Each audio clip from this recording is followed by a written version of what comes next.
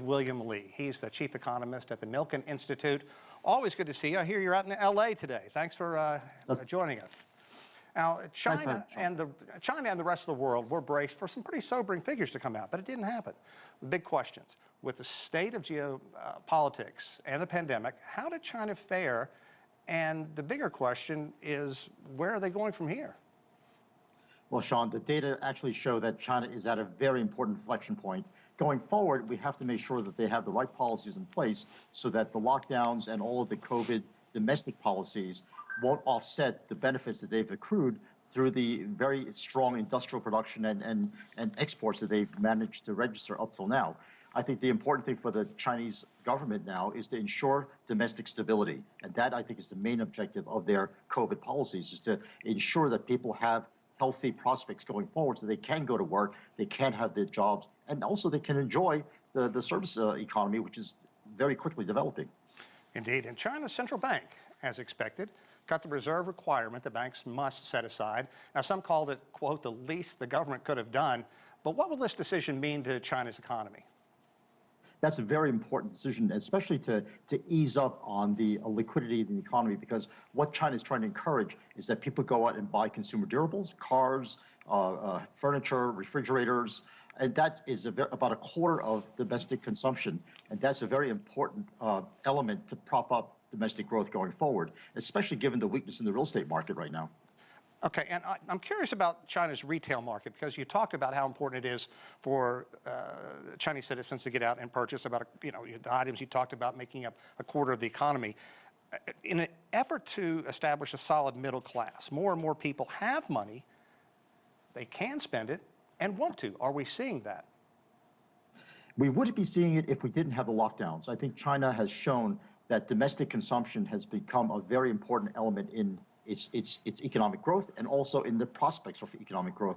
And China's policymakers have been trying to encourage domestic consumption through the dual strategy of trying to have domestic products produced in China for the Chinese market. Foreigners are also recognizing this and trying to emphasize Chinese producing Teslas and other automobiles for that Chinese market. Now, when COVID shuts down important economic linchpins such as Shanghai, it seems it has to have a very significant effect on the economy. A couple of questions here. Will China see an economic hangover from the lockdowns? And at the same time, Beijing is working to get major factories in Shanghai up and running quickly. Will that do it? Shanghai is actually the major test of China's policy strategy going forward. Shanghai represents the nexus of international investors' interface with the domestic market.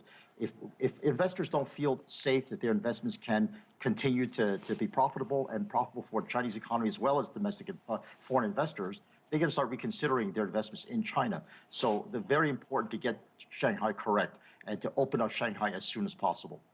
Yeah, it's interesting, the factories that are opening now, Tesla, Volkswagen, and others, why are they going for those bigger ones first, and how quickly will others follow?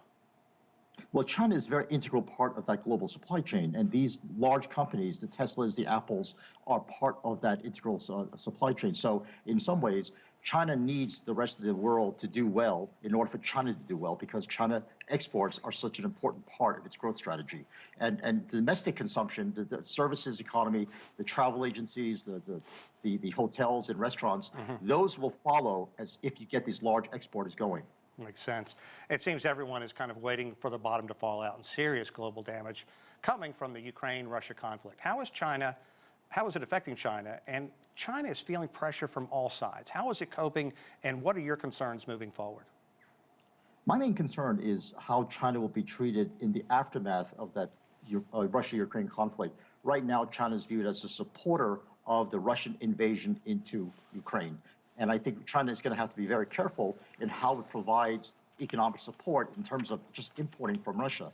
I think going forward, I think Chinese will try to be a third-party peacemaker, and that would be a very important role for China to play, to try to bring the two sides together and end the conflict as soon as possible. That will restore not just the global supply chain, but that will lower energy prices for not just China, but the rest of the world.